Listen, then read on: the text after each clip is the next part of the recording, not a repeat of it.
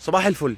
من أسوأ المشاعر أو من أسوأ الحاجات اللي ممكن تحصل لأي حد فينا في حياته إن هو بعد ما يوصل ويحقق نجاحات معينة أو يوصل لنتائج معينة في حياته يفاجأ بسؤال أو بإحساس بيقوله من جوه: مش ده اللي أنا كنت عايزه، مش هو ده اللي أنا كنت بتمناه، أنا ما كنتش فاكر إن أنا هوصل للنتيجة دي. أو بكل بساطة يفاجأ إن كل التعب اللي هو تعبه مش ده اللي كان عايزه أو راح على الفاضي.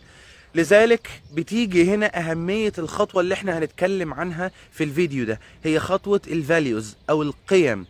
القيم هي الدايركشن، هي الطريق، هي التوجه اللي انت رايح له. هل انت ماشي في سكة مظبوط في حياتك؟ هل السلوكيات والعادات والأهداف والخطط والمشاريع اللي انت بتشتغل عليها هي دي فعلا بتمثل ذاتك الحقيقية ولا لا؟ ده اللي احنا محتاجين نراجعه كتير قوي.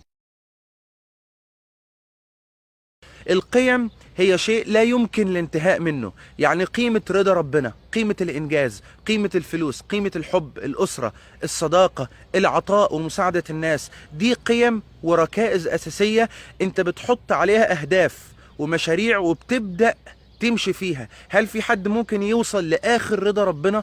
هو بيفضل طول حياته بيسعى في الطريق ده، وبناء عليه بيحط اهداف: ان انا احافظ على الصلاة، ان انا اختم القرآن، ان انا اساعد الفقراء، ان انا اكثر من ذكر ربنا، ان انا اعمل حج، ان انا اعمل عمرة، وهكذا. قيمة الفلوس، هل في حد ممكن يشبع من الفلوس؟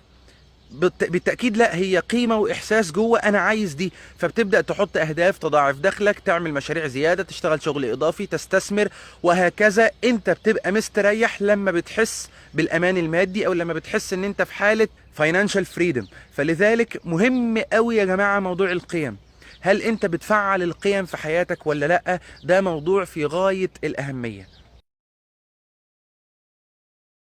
اتكلمنا على ان سيطرة شيء معين عليك وانه ياخد اكبر من حجمه، سواء ركن او فكرة او حتى علاقة او شخص او مود معين مسيطر عليك وبيتحكم فيك بدل ما انت كنت بتتحكم فيه.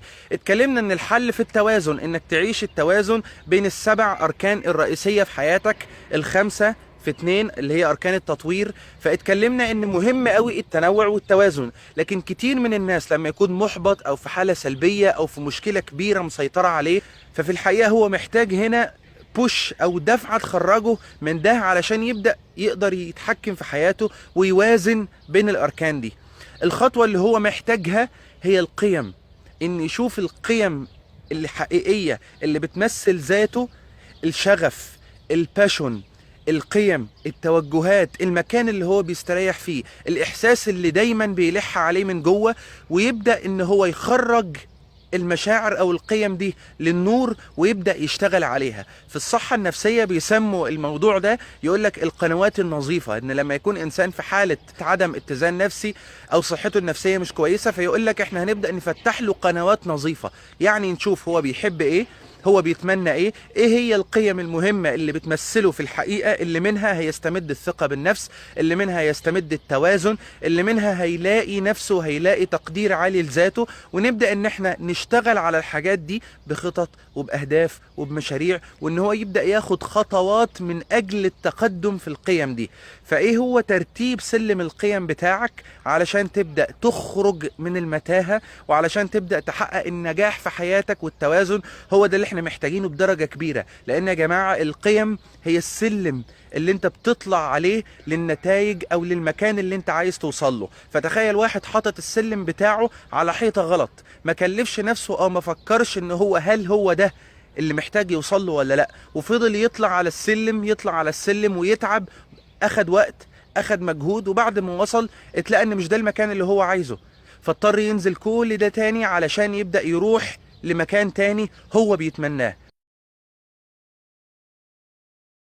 عشان كده الخطوة الأولى إن احنا نبدأ نعرض القيم كلها، أهم القيم الموجودة، ونبدأ نختار منها إيه هي أهم 3 قيم بتمثلنا فعلا، وهي دي الأولويات بتاعتنا، ده اللي احنا بنسعى له، دي الحاجات اللي مش ممكن أضحي بيها، ده أنا في الحقيقة.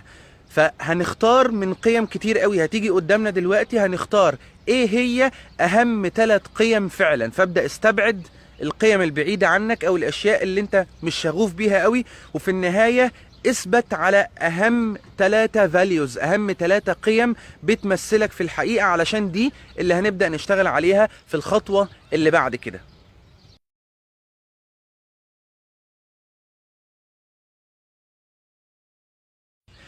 بعد ما وصلت في النهاية لأهم 3 قيم في حياتك، فأنت محتاج دلوقتي إنك تحط خطوات عملية بعادات، بتصرفات، بسلوكيات هتبدأ إنك تشتغل عليها علشان تفعل القيمة دي، أو علشان تبدأ تطبق القيمة دي في حياتك وتشبع حاجتك ليها.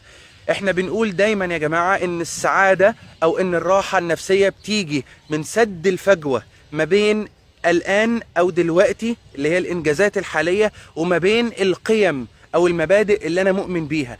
كل ما أنا كنت في حالة من الاتساق ومن التطابق ما بين ما أؤمن به وما أريده وما بين حالتي دلوقتي، كل ما هعيش في راحة نفسية، كل ما هكون مبسوط، كل ما هكون راضي عن نفسي وراضي عن حياتي. ومن هنا هتيجي الصحة النفسية والتحكم والرضا اللي بيه هبدأ أتحرك في حياتي علشان أحقق النجاح وعلشان أحقق الإنجازات اللي أنا بتمناها وأعيش رسالة حياة كريمة. فاكسر الفجوة ما بين وجودك دلوقتي وما بين القيم اللي انت بتؤمن بيها. ابدأ اعرف ايه هي القيم واكسرها بخطوات عملية، وقرب الفجوة ما بين انت دلوقتي وما بين اللي انت بتؤمن بيه علشان تعيش في اتزان وفي راحة نفسية. في النهاية دكتور احمد زويل بيقول: انا لا اعرف كيف افعل الانجازات، فقط اعرف انني احب ما افعل. شكرا، يا رب نكون استفدنا بموضوع القيم ونبدأ فعلا ناخد خطوات جدية في الأمر ده. أشوفكم إن شاء الله في الخطوة الجاية من علشان تخرج من المتاهة. أنا هشام عطية، السلام عليكم ورحمة الله.